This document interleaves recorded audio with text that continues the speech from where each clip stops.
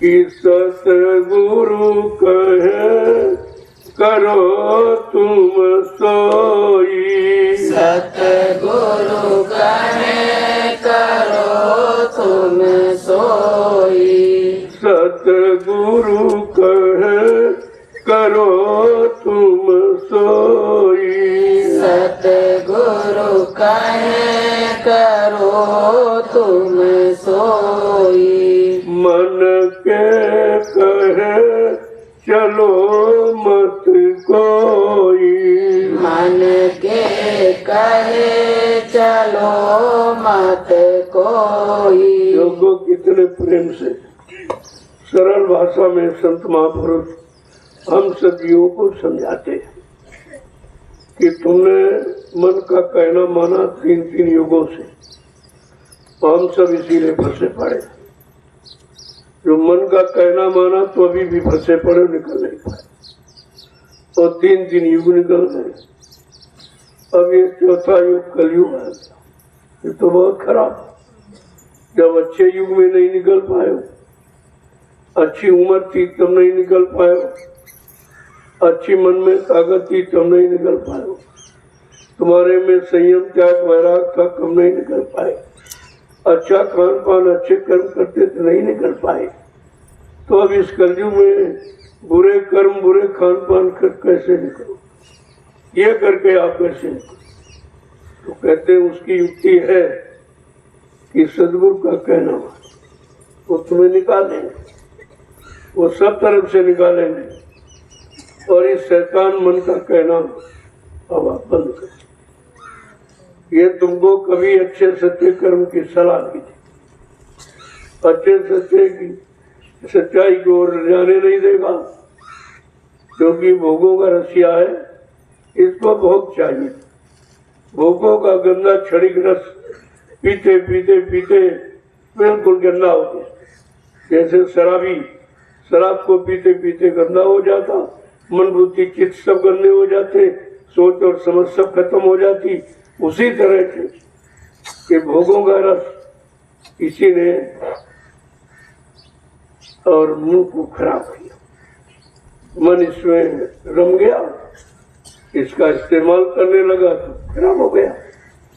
अब खराब मन की आप सलाह मानोगे तो कहाँ अच्छी सलाह देगा? तो संतों ने कहा अरे भाई तुम्हारा ये सबसे बड़ा दुश्मन है, जिसको तुमने मित्र माना है वो सबसे बड़ा तुम्हारा दुश्मन है, और जीवात्मा ने इसी को मित्र बनाया। देखो अज्ञानता ये हमारी मतलब सबसे बड़ी अज्ञानता ये कि हम समझ नहीं पाए ये हमारा सहयोगी है कि हमारा नुकसान करने वाला। तो क्या कह रहे हैं आगे कि ये भाव में गोते दिलवावे, ये भाव में गोते लगवावे, ये भाव में गोते दिलवाए, ये भाव में गोते दिलवाए, सतगुरु से बेमुख करवाए, सतगुरु से बेमुख करवाए, सतगुरु से बेमुख करवाए, सतगुरु से बेमुख करवाए। कहते ये काम क्या करता है, इसकी तुम्हारे साथ में करनी, तुम्हारे साथ में सहयोग क्या है उसको समझो। कहा पहली बात ये भवसागर में गोते लगाता और आपको भ्रमित करता है, और जो तुम्हारी कल्याण के लिए सुख सुविधा के लिए आए हैं और सद्गुरु से अलग करवाता, उनसे बेमुख है, उनकी तरफ तुम्हें जाने नहीं देगा, रोकेगा। वो जानता है कि सद्गुरु के पास भी चला जाएगा तो वो तो हमारा ये भोगों का रस खत्म कराते हैं, वो तो वो करने नहीं देंगे, तो लिहाजा वो आपको सद्गुरु से विमुख रखेगा, जाने नहीं देगा। आगे क्या कह रहे हैं कि काल चक्र में डाल घुमावे, काल चक्र में डाल घुमावे, मोह जाल में बहुत फंसावे, मोह जाल में बहुत फंसावे। देखो पहला काम तो वो था कि भवसागर में गोते लगवाएगा और सतगुरु से अलग रखेगा। दूसरा काम क्या करता है, काल चक्र में डाल घुमाएगा, काल की करनी कराएगा, फिर काल का चक्र जो कर्मों का जाल है बार बार इसी में जन्म मरण दिलवाएगा। तो भाई इसका ये काम, और सबसे बड़ा काम कि मोह जाल में आपको फंसा, ये सबसे बड़ा काल का जाल मोह जाल, और इससे छुटकारा पाना बड़ा मुश्किल।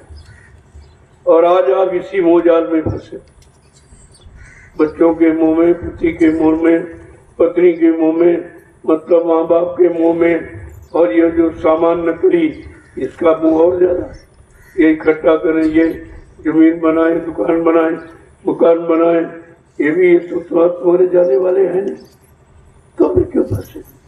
जब कोई चीज साथ जाएगा नहीं, साथ ले नहीं जा सकते हो, तो इसमें इतना मोह क्यों है, इतने में आपका फंसाव क्यों है?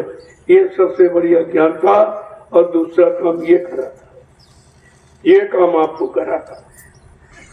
आगे क्या कह रहे हैं, और क्या करता मन, कि इसको कहते हैं संत महापुरुष, इसको मित्र मत मानना, मित्र न जानो बैरी पूरा, मित्र न जानो बैरी पूरा, मित्र न जानो बैरी पूरा, मित्र न जानो बैरी पूरा, गुरु भक्ति से डारे दूरा, गुरु भक्ति से डारे दूरा, गुरु भक्ति से डारे दूरा, गुरु भक्ति से डारे दूरा। देखो एक एक बात बताई,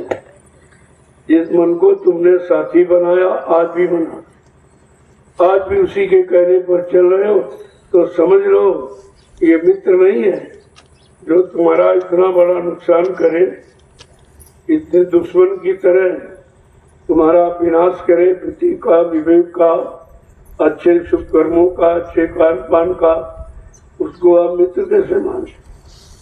तो कहते हैं और गुरु भक्ति से दूर करें, गुरु भक्ति आपको नहीं करनी, देखो कितना बड़ा नुकसान कर रहा।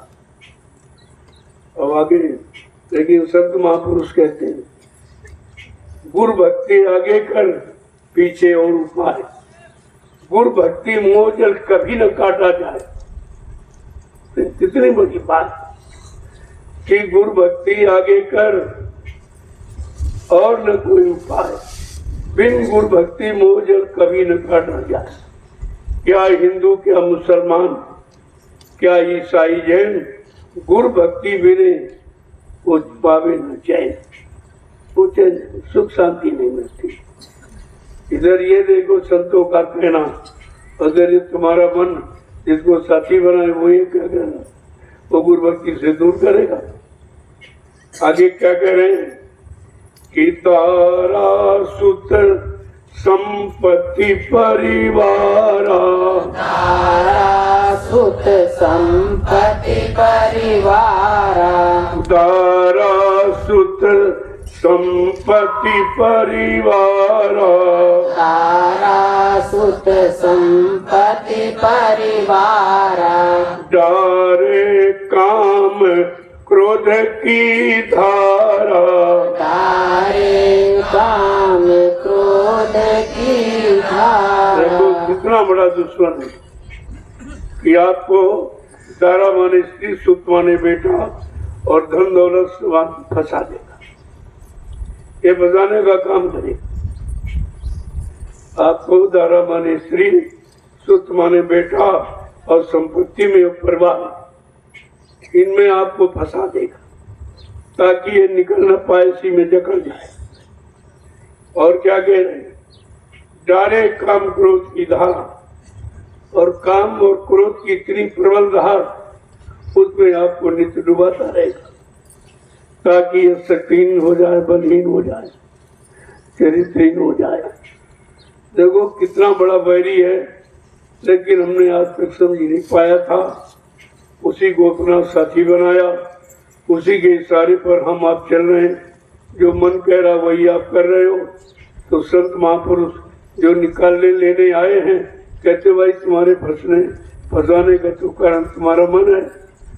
जब इससे नहीं दूर हो गए तब तक आप निकल नहीं पाओगे। आगे क्या बता रहे हैं, इंद्रिय भोग वास भरमावे, इंद्रिय भोग वास भरमावे, इंद्रिय भोग वास भरमाए, इंद्रिय भोग वास भरमाए, भक्ति विवेक नाश करवावे, भक्ति विवेक नाश करवावे, भक्ति विवेक नाश करवावे, भक्ति विवेक नाश करवावे। देखो कितना बड़ा शत्रु है।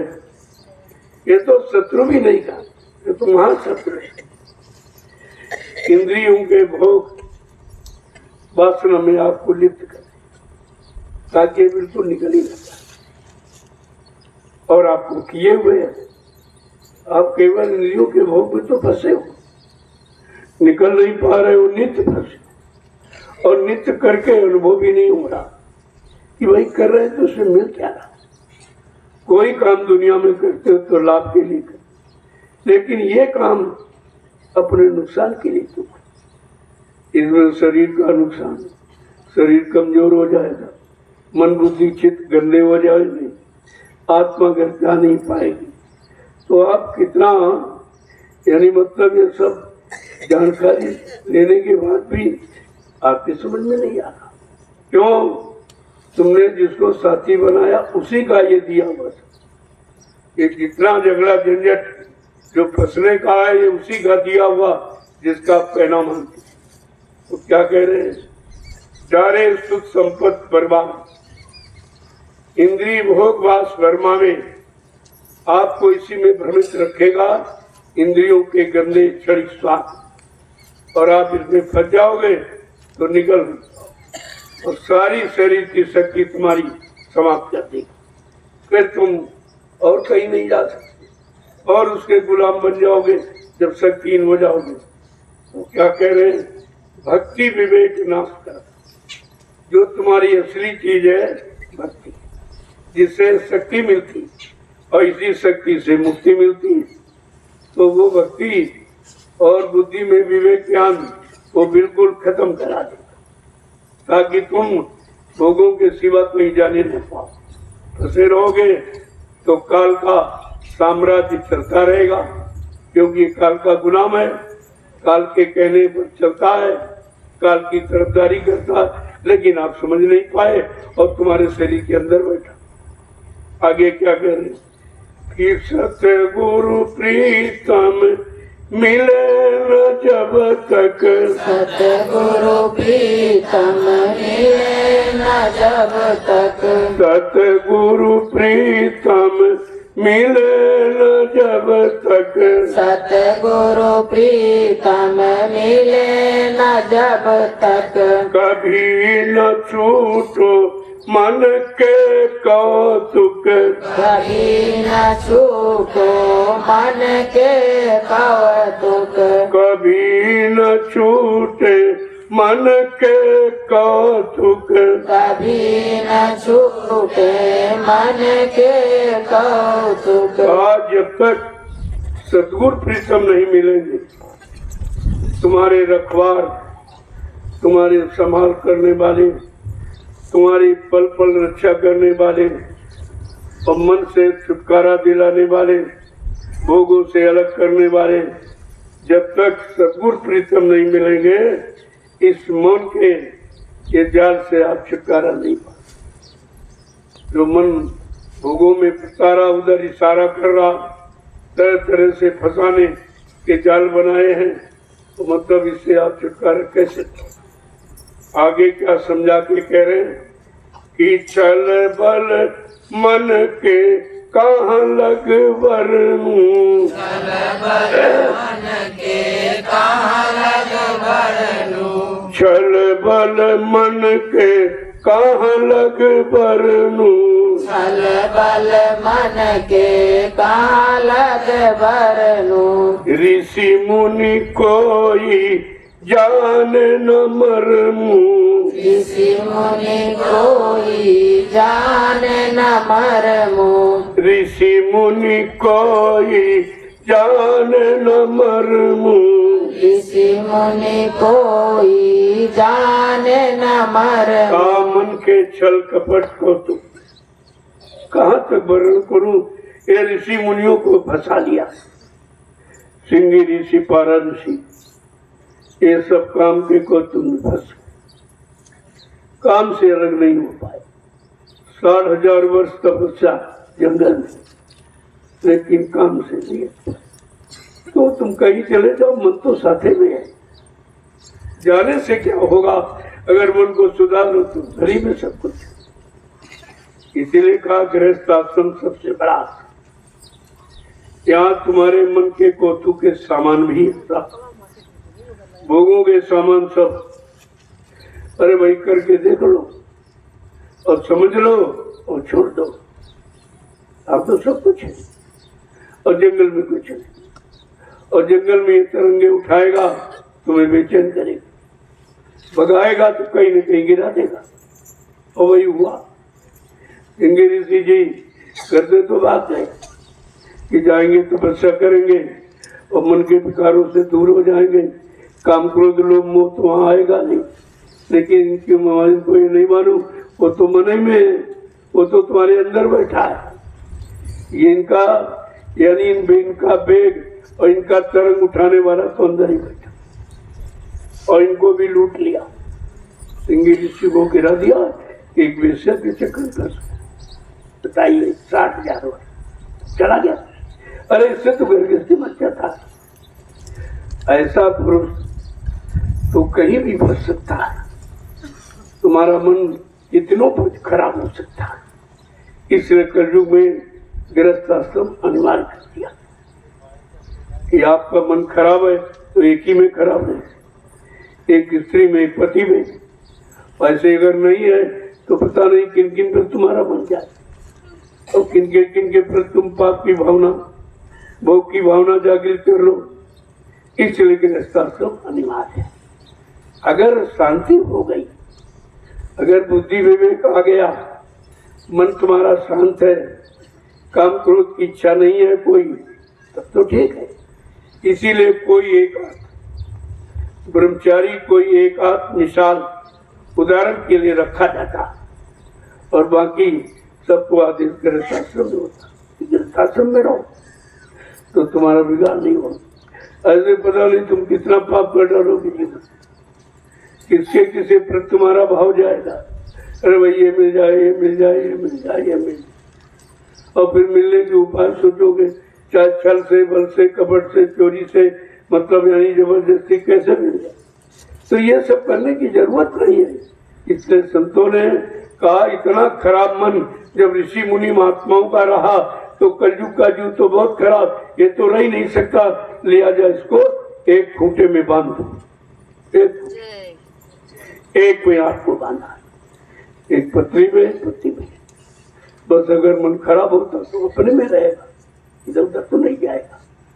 ऐसे तो तुम हजारों पाप, करोड़ों पाप कर डालोगे जब तक जीवन में रहो, क्योंकि मन शांत है नहीं, मन में बुद्धि विवेक है नहीं, उसमें भोगों की वासना शांत हुई नहीं, तो आप जबरदस्ती कर नहीं सकते। हाँ, अगर मालिक की दया हो गई तो बहुत अच्छी बात है। इससे जो हट जाए, दूर हो जाए, इससे बड़ा कोई है ही नहीं। आगे क्या कह रहे हैं? ऋषि मुनि कोई जाने न मरमू। ऋषि मुनि मुनियों ने इस मन का मर्म नहीं जान पाया, ये क्या है और क्या कब करा सकता कर सकता, ये नहीं जान पाए। और परा ऋषि भी ऐसे नदी के उस पार जाना चाहते थे, तो उस दिन मल्ला नहीं था, मल्ला की बेटी थी, उसमें सुंदर थी। तो उसने कहा महाराज बेटे में आप पर जैसे नाव पर बैठे और इनका देख कर मन विचलित हो गया, इतना विचलित हो गया, काम इतना सवार हो गया कि बेचारे बेबस हो गए, बुद्धि विवेक ज्ञान सब शून्य कर दिया, काम नहीं। और उसके साथ गलत कर्म करके अपराधी बन गए, ये दोनों गिर गए और दोनों को प्रायश्चित करना पड़ा और बेचारे नरकों में चले। इसलिए नरकों में जाए जीव, कलयुग के कमजोर मन के वाले जीव को बड़े संभाल के रखा, इसको गृहस्थ आश्रम में प्रवेश कर, तो कहीं नहीं जाएगा, एक ही में रहेगा, एक खूंटे में बांधो, एक ही में रहेगा, इधर उधर भगेगा नहीं। अगर इच्छा हुई तो अपनी तत्व करेगा, धीरे धीरे संतों की शरण में पहुंच जाएगा और वो उसको यानी त्याग की भावना पैदा कर देगी और दोनों भजन करने लगे स्त्री पुरुष बैठकर। कितना अच्छा कि दोनों भजन करें। चलो और तुम नहीं जीव ला पाए तो एक जीव तो अपने साथ जोड़कर उसका तो कल्याण करा ही सकते हो आप, इतना तो आप करोगे। आगे क्या कह रहे हैं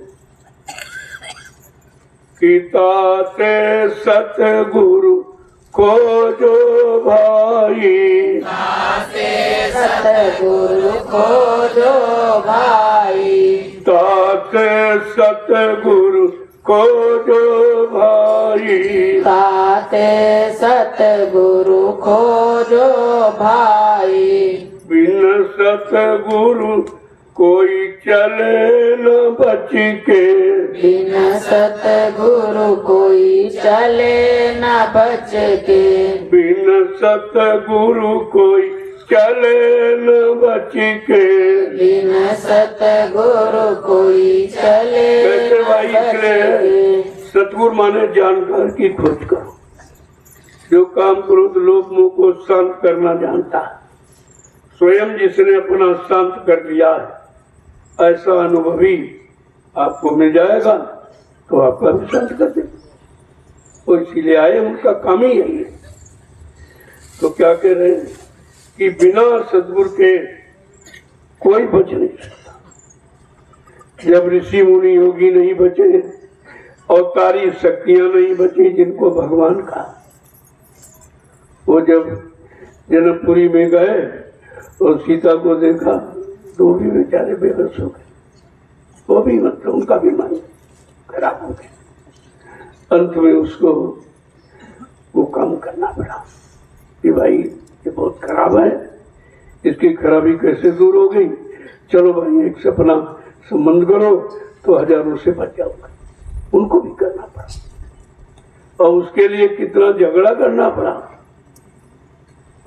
जब सीता को रावण ले गया, जब वो बेचारे स्त्री के वियोग में कितना मारे मारे घूमे, सब आपने पढ़ रखा सुन रखा है। जब वो नहीं बच पाए तो तुम कैसे बचो?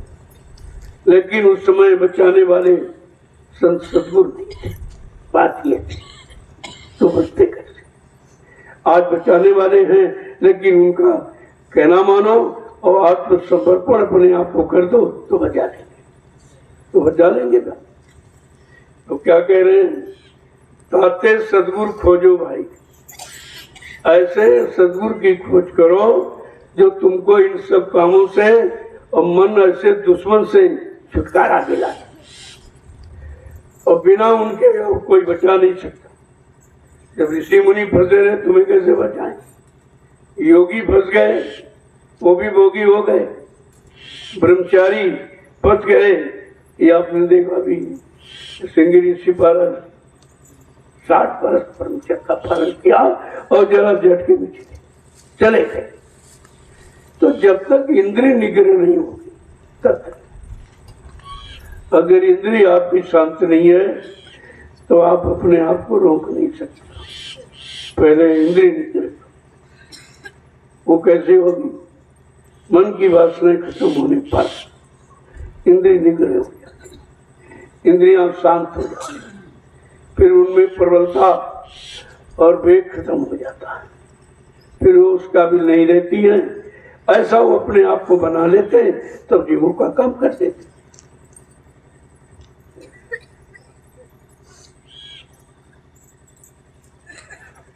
कहते हैं सतगुरु संप्रीतम, सतगुरु समप्रीतम नहीं है कोई, सतगुरु सम प्रीतम है नहीं कोई, सतगुरु सम प्रीतम नहीं कोई, सतगुरु सम प्रीतम नहीं कोई, मन मलिन को दोवे ओही, मन मलिन को धोवे ओही।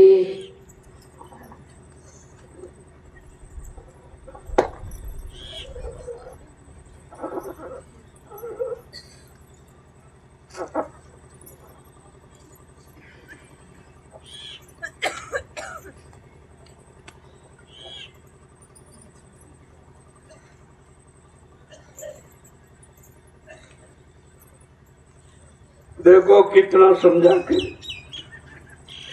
एक एक शब्द को समझिए, सब समझ में आ जाए। कहते हैं सतगुरु के समान कोई प्रीतम, प्रीतम माने स्वामी, रक्षक काम कोई इस त्रिलोक मंडल में कोई है ही नहीं जो आपकी इस तरह से समान रक्षा हिफाजत करे। जिसके पास जाओगे अपने में घसीट ले, अपने में मिला लेगा, इतना प्रेम करेगा कि तुमको खराब कर देगा। ये प्रेम नहीं है, प्रेम तो बहुत पवित्र है। प्रेम जैसा कोई पवित्र ही नहीं जो परमात्मा से मेल करा देगा। और तुम्हारा प्रेम इतना नकली है कि फंस के अपने आप को बर्बाद कर लेते। तो कहते भाई ये प्रेम नकली, ये प्रेम नहीं है, आसक्ति। आसक्ति और प्रेम में बहुत फर्क है। तो क्या कह रहे हैं कि सतगुरु सम प्रीतम नहीं, कोई है ही नहीं। प्रीतम माने स्वामी, मालिक, रखवारा, रक्षक, संभाल करने वाला। कल और यहाँ कोई नहीं है और जो तुम्हारे गंदे मन को धोते हैं सत्संग रूपी जल से, बहुत साफ करते, बहुत धोते रगड़ते रहे। बड़ी रगड़ाई आपकी हो रही है परमात्मा संधान सेवा के द्वारा। ये तन की रगड़ाई, मन की रगड़ाई, थोड़ा बहुत नहीं, मन तो नहीं चाहता कि धूप में निकले, बहुत गर्मी, बड़ी उमस है, लेकिन रगड़ाई हो रही है। और आप जाते हो, रगड़ाई हो रही है, सफाई हो रही है। और ये सफाई दुनिया में कोई नहीं करता। ये किसी के बस की बात नहीं है कि भाई ये सेवा का अर्थ क्या है, इस सेवा का मतलब क्या है, इस सेवा से लाभ क्या है, क्योंकि परमार्थी लाभ कोई जला नहीं सकता। और वो भी अनंत जन्मों का किया हुआ, वो पाप छीण हो जाता है परमार्थी सेवा के द्वारा। कितना बड़ा लाभ, क्योंकि सेवा में तुम्हारा कोई स्वार्थ होता तो इससे भी लाभ नहीं। क्योंकि आपने स्वार्थी सेवाएं बहुत की, आज भी कर रहे हो। जैसे परिवार की सेवा, बाल बच्चों की, खेती, दुकान, दफ्तर, बिजली, व्यापार करके सेवा करते हो, फिर समाज की सेवा, देश की सेवा। लेकिन कभी आपने अपनी जीवात्मा के बारे में सोचा है? इसकी सेवा जो तुम्हारे शरीर को जिंदा रखे, क्या उसकी सेवा कभी की है, या उसके बारे में कभी सोच रहे हो, या इसके बारे में किसी से पूछा? कुछ नहीं किया। आगे क्या कह रहे हैं कि मेरा भाग उदय हुआ भारी, मेरा भाग उदय हुआ भारी, मेरा भाग उदय हुआ भारी, मेरा भाग उदय हुआ भारी, सतगुरु की मैं हो गई प्यारी, सतगुरु की मैं हो गई प्यारी, सतगुरु की मैं हुई अति प्यारी। सतगुरु की मैं हट हुई प्यारी। देखो क्या कह रहे हैं, मेरा भाग्य देखो, जो दुर्भाग्य में बदला था आज वो भाग्य में बदल गया कि सदगुरु स्वामी की मैं प्यारी हो गई। उन्होंने हमसे प्रेम कर लिया और अपना बना लिया। का ये मेरा बड़ा सौभाग्य। ये तो किसी किसी को मिलता। सदगुरु से सभी प्यार करते हैं, लेकिन सदगुरु जिससे प्यार करते हैं वो कितना भाग्यशाली होता है, कितना भाग्यशाली। आगे क्या कह रहे हैं कि जगत जीव क्या जाने महिमा। जगत जीव क्या जाने महिमा। जगत जीव क्या जाने महिमा। जगत जीव क्या जाने महिमा। वेद कतेव न जाने मरमा। वेद वेद न जाने मरमा। वेद पुराण न जाने मरमा। वेद पुराण न जाने मरमा। आए सांसारिक जीव सांसारिक वासनाओं भोगों में फंसा, ये बेचारा सदगुरु की महिमा को क्या जाने कि सदगुरु क्या है, कौन है, कहां से आए, क्यों आए, किस काम के लिए आए, और कहा वेद पुराण जिन पर पूर्ण आधारित है आज लोग कि इनके अलावा कुछ नहीं। कहते ये भी नहीं जानते। ये भी सदगुरु की महिमा से बहुत दूर है, क्योंकि ये बीच के लोग की करनी को जानते हैं, लेकिन आत्मा की उद्धार की करनी न जानते न इनमें लिखी। तभी तो कहा गया वेद थके ब्रह्मा थके और थकी गए शेष महेश। और गीता का जो गम नहीं वो सदगुरु का देश, उस देश से ये सब वहां नहीं पहुंच सकते, न पहुंचे ना ये पहुंच सकते, क्योंकि इनको अधिकार नहीं है। ये अपने अपने लोक में बैठ के तुम्हारे जैसे मृत लोक में भोग तुम करते हो, वहां के भोगो भोगते। इतने उनकी जीवात्मा बेचारी पड़ी वो भी नहीं जा पाई, और तुम उन्हीं के सहारे बैठे हो, उन्हीं का गीत गाते हो, उन्हीं को पढ़ते सुनते सुनाते हो। लेकिन संतों की शरण में जाओ तो इसका पूरा भेद आपको मालूम हो जाए कि भाई इनका सुनिए तो कहाँ तक पहुंचाया, इनका कहना मानो तो कहाँ तक पहुंचे, क्या वो पाया। इनके कहने से पूजा पाठ तीर्थ सब किया और बीमारियों से छुटकारा नहीं, बीमारी बढ़ती जा रही, परेशानियां बढ़ती जा रही, दुख तकलीफ बढ़ते जा रहे, दुर्घटनाएं बढ़ती जा रही, चोरी डकैती कत्ल बलात्कार बढ़ते जा रहे। अरे भाई ना काम क्या हुआ, कहा भाई इनके करने से कोई काम नहीं। तब कहते हैं सदगुरु का कहना। आगे क्या कह रहे हैं, ज्ञानी जोगी सब थकी हारे। ज्ञानी योगी सब थकी हारे। ज्ञानी जोगी सब थकी हारे। ज्ञानी जोगी सब थकी हारे। सतगुरु महिमा कोई न विचारे। सतगुरु महिमा कोई न विचारे। सतगुरु महिमा कोई न विचारे। सतगुरु महिमा कोई न विचारे। वो कितना समझा के कह रहे कि ज्ञानी जोगी ये सब आ गए, ये भी नहीं पा पाए, क्योंकि इनको भी रास्ता नहीं मिला। रास्ता बताने वाले उस समय संत महापुरुष आए नहीं थे, क्योंकि ये सतयुग के द्वापर में हुए, और संत सतगुरु आए कलयुग में। का उनको नहीं मिला, उनका भी काम नहीं हुआ। ये सब आ रहे और हम सब संसारी जीव इन्हीं तक सीमित है, इन्हीं को सब कुछ मान रहे कि यही सब कुछ है। लेकिन अगर सब कुछ होते तुम्हारा सब कुछ काम कर देते। तुम्हारी जीवात्मा का तो कल्याण किया नहीं, न इनका खुद हुआ न तुम्हारा किया। लेकिन अब ये समझे कौन, समझाए कौन, कहते संतों की शरण में जाओ, वो समझाए। बिन सत्संग विवेक न होई, राम कृपा बिन सुलभ न सोई।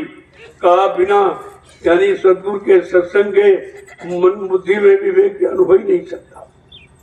और ये मिलेगा भगवान की कृपा से। भगवान कृपा करेगा, भगवान यही कृपा करेगा तुम्हें संतों के पास पहुंचा दे, और कुछ नहीं करता भगवान, वो भी नहीं कुछ कर सकता, उसको भी ये अधिकार नहीं है।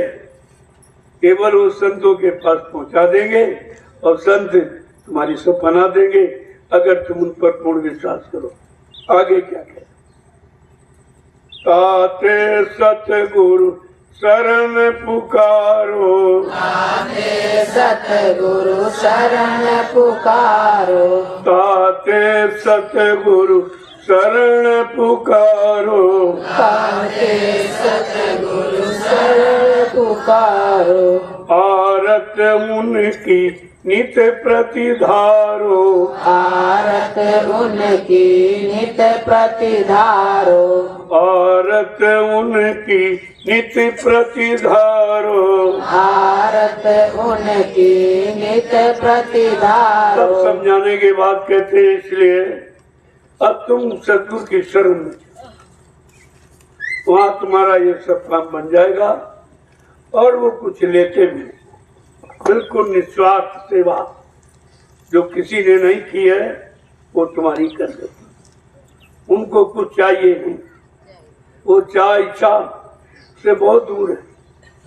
चाह गई चिंता मिटी मनुआ बेपरवाह, जिनको कछु न चाहिए वो शाम के साथ, वो बादशाहों के बादशाह, उनको कुछ नहीं चाहिए, उनकी शरण में चले जाओ, तुम्हारा ये सब काम सरलता से हो जाए।